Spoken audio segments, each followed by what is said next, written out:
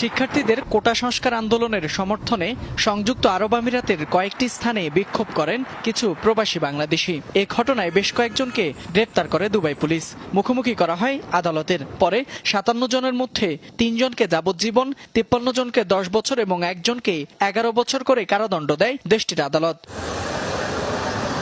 এ ঘটনার পর আমিরাতে প্রবেশের নানা ধরনের বিড়ম্বনায় পড়েছেন অনেকে।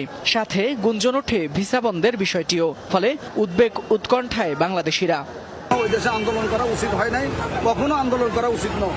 এখন ভাবমূর্তি আমাদেরও ক্ষতি হয়েছে, আমাদের সবারই ক্ষতি হয়েছে। এখন আমরা নিজের পায়ে নিজে কুড়াল মারছি। এটা তো আর আমাদের দেশ না যে আমাদের আইনে আমাদের কথায় তাদের আইন চলে। আমরা এখানে গেছি যে এখানে কর্মের জন্য আমরা থাকি। আমাদের বাংলাদেশের পাবলিকের জন্য, বাংলাদেশের জনগণের জন্য অনেক একটা ক্ষতি হয়ে গেছে এবং এই কাজটা, এই ধরনের কোনো কাজ কাউকে করা উচিত না। আমাদের দেশে চলে মিছিল, মিটিং এবং সমালোচনা চলে, এটা সমস্যা নাই, কিন্তু ওখানে তো ওটা তো রাজতন্ত্র দেশ, ওখানে চলে না।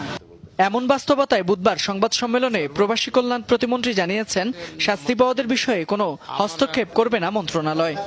নিয়ম অনুযায়ী, আইন অনুযায়ী বিচার হয়েছে,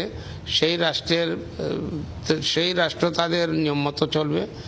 আমরা এখানে কোনো হস্তক্ষেপ নেই। তবে আমি বলবো, যারা সেই দেশে বসবাস করে, সেই দেশের আইন শৃঙ্খলা ভঙ্গ করে তাদের শাস্তি হয়েছে, তাদের পক্ষে আমরা নয়।